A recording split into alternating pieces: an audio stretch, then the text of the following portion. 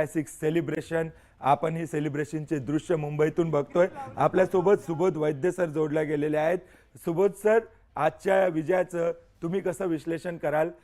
तुमच्या दृष्टीने या विजयाचा हिरो कोण आहे? खरं पाहता सर्वप्रथम सर्व भारतीयांना आणि क्रिकेट रसिकांना माझ्याकडनं या विजयाच्या शुभेच्छा आणि अभिनंदन। तसं हा आपला तिसरा विजय आहे T20 मधला।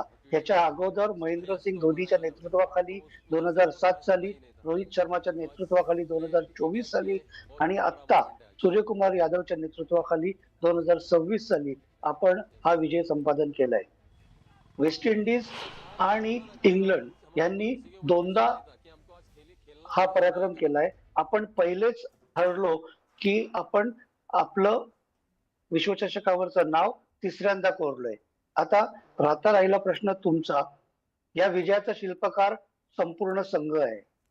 क्रिकेट हा खेळ असा आहे, या खेळामध्ये सांघिक विजय असतो। प्रत्येक सामन्यात, प्रत्येक फेरीमध्ये विविध पद्धतीने आपलं पार्टिसिपेशन प्रत्येक खेळाडू देत असतो। आजचा विजय जर का पाहिला तर ह्यात संजू सॅमसन, ईशान किशन, अभिषेक शर्मा, जसप्रीत बुमराह, अक्षर पटेल, हार्दिक पांड्या यांनी प्रामुख्याने कामगिरी केली। पण याचा अर्थ असा होत नाही की उरलेले खेळाडू यात सहभागी झाले नव्हते। त्यामुळे मी मगाशी म्हटलं, हा सांघिक विजय आहे। बिलकुल सांघिक विजय आहे। टीम इंडियाचा हा विजय आणि ही विजयी दृश्य आपण बघतोय। आणि सोबत बघूया या विजयाचे जे शिल्पकार होते। पहिले आपण बॅट्समन पासून सुरुवात करण्याचा प्रयत्न करूया, कारण 250 रनचं टार्गेट टीम इंडियाने ठेवलं होतं न्यूझीलंडच्या समोर आणि सर्वात जबरदस्त कामगिरी केली ती अभिषेक शर्मा।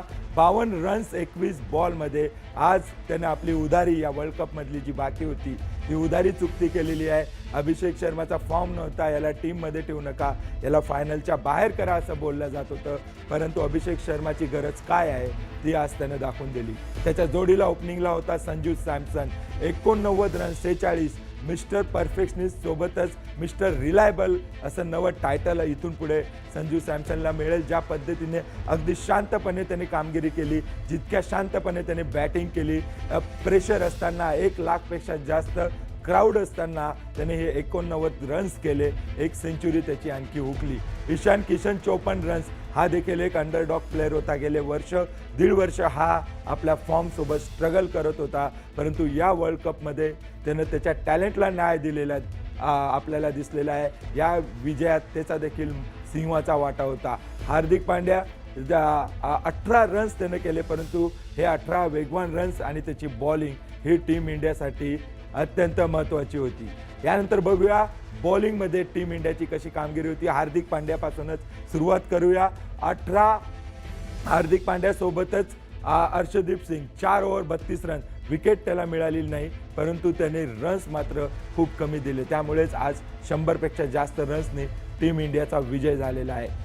अक्षर पटेलने 3च ओव्हर केले, परंतु फक्त 27 रन्स देत 3 विकेट घेतल्या। अक्षर पटेलचं हे होम ग्राउंड होतं आणि या होम ग्राउंडवर त्यानं आपल्या चाहत्यांना आणि प्रेक्षकांना निराश केलं नाही। आणि बुमराह, जो बुमराह टीम इंडियाचा विजयाचा शिल्पकार आहे, जो बुमराह टीम इंडियाच्या विजयाचा हिरो आहे। बुमराह असं म्हटलं जाते की जगातला सर्वोत्तम बॉलर आहे आजच्या घडीला, आणि त्यांनी देखील आज 4 विकेट्स घेतल्या 4 ओव्हरमध्ये। आणि हे जल्लोष आपण बघतोय, देशभरातून ही जल्लोषाची दृश्य आपल्यापर्यंत येत आहेत। टीम इंडियाच्या विजयाचा हा जल्लोष भारतभर सुरू आहे। रंगपंचमीच्या दिवशी आपल्याला दिवाळी होताना दिसते। तर महाराष्ट्रात, देशभरात संपूर्ण भारत टीमचं, क्रिकेट टीमचं अभिनंदन केलं जातं। काही दिवसांपूर्वी अगदी संपूर्ण क्रिकेट टीमनी दादर येथील जे सिद्धिविनायक मंदिराकडून जे आहे ते दर्शन घेतलं होतं आणि आपल्या इच्छा भारत जिंकावी, भारत आपल्या पुन्हा एकदा संपूर्ण वर्ल्ड कप आपल्या देशात आणावा अशी देखील जे आहे ते येऊन बाप्पाकडे चरणी प्रार्थना केली होती। आणि आता ती संपूर्ण प्रार्थना जी आहे ती खरंच झालेली आहे। भारताने आता इंग्लंडवर दणदणीत विजय मिळवल्यानंतर पंतप्रधान नरेंद्र मोदी यांनी सुद्धा ट्विट केलेलं आहे। हे ट्विट नेमकं काय आहे हे आपण पाहूयात एकदा। तर ICC पुरुष T20 विश्वचषक जिंकल्याबद्दल भारतीय संघाचं अभिनंदन. हा उल्लेखनीय विजय उपवादात्मक कौशल्य आणि दृढ निश्चय आणि टीम वर्क दर्शवतोय. संपूर्ण टीमने स्पर्धेत उत्कृष्ट धैर्य दाखवलंय. या विजयाने प्रत्येक भारतीयाला आनंद झालाय. यानंतर अमित शाह यांनी सुद्धा भारताच्या विजयावर ट्विट केलंय. नेमकं काय त्यांनी ट्विट केलंय हे पण पाहूयात. तर विश्वविजेत्या टीम इंडियाला हार्दिक शुभेच्छा. संपूर्ण स्पर्धेत तुम्ही उपवादात्मक कामगिरीने आणि धाडसाच्या जोरदार प्रदर्शनाने देशाला गौरव आणि अभिमान मिळवून दिलाय, असं ट्विट सध्या अमित शाह यांनी केलंय. ते सुद्धा आजच्या या सामन्यात उपस्थित होते.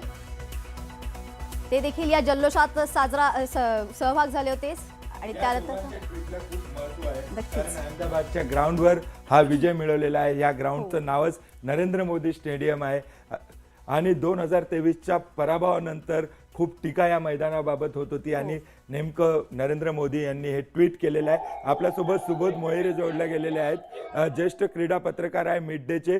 सुबोध, आपण सकाळपासून ज्या विजयाची चर्चा करत होतो, वाट बघत होतो, तो विजय अखेर मिळालेला आहे. या विजयाचं विश्लेषण तू कसं करशील? नक्कीच अमित, आपण ज्या प्रमाणे म्हटलं होतं की कदाचित नरेंद्र मोदी स्टेडियमचं जे नाव झालेलं होतं आतापर्यंत की तिथे भारताला यश मिळत नाही अंतिम सामन्यात, ते त्याला कुठेतरी खंड पडलेला आहे आणि भारताने पहिल्यांदा वर्ल्ड कप म्हणजे विश्वचषक स्पर्धेतला अंतिम सामना आणि विश्वचषक या मैदानावर जिंकण्याची कामगिरी केली आहे.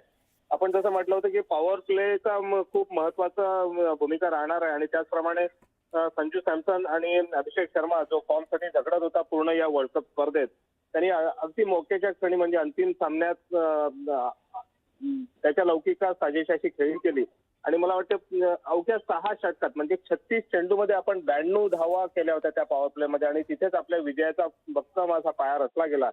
त्यामुळे नंतर मग ईशान किशन असेल, त्यांनी अर्धशतक झळकवलं आणि आपण 250च्या जवळपास धावा केल्यात आणि त्यानंतर गोलंदाजांना फक्त ती काय म्हणतात औपचारिकता पूर्ण करायची होती. त्यामध्ये बुमराहने 3 विकेट घेतल्या. अक्षर पटेल बद्दल आपण बोललो होतो की तो गुजरातचा आहे, बुमराह गुजरातचा आहे आणि हार्दिक पांड्या पण तिथला आहे, त्यांचे होम ग्राउंडवर खेळत आहेत. ते खूप महत्वाची भूमिका वठवतील असं आपण म्हटलं होतं आणि त्याचप्रमाणे बुमराह आणि अक्षरने 3 विकेट घेतल्या, हार्दिक पांड्याने 1 विकेट घेतली आणि हिस्ट्री क्रिएट केली असं आपण म्हणू. कारण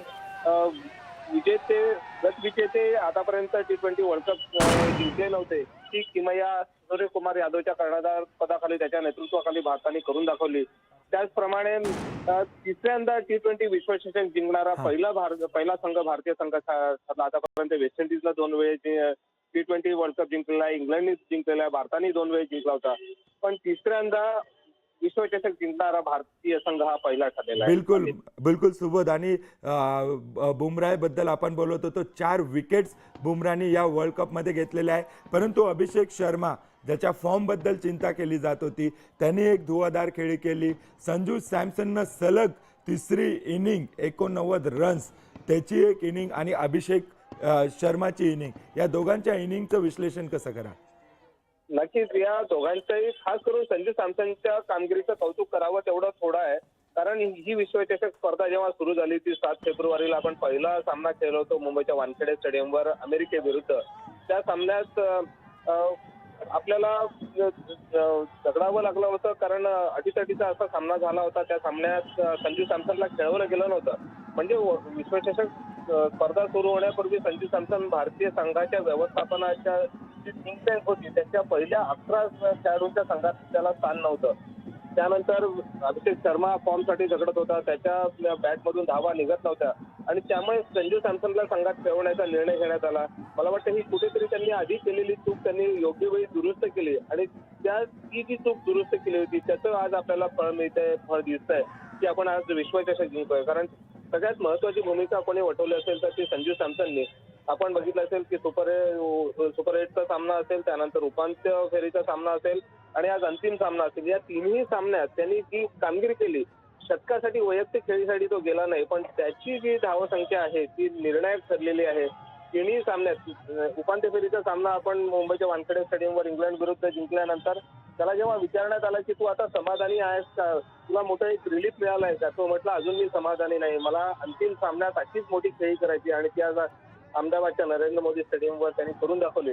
आणि मला वाटतं खूप महत्वाचं हा सांघिक खेळ आहे, प्रत्येकाचं यात कॉन्ट्रीब्युशन खूप महत्वाचं आहे.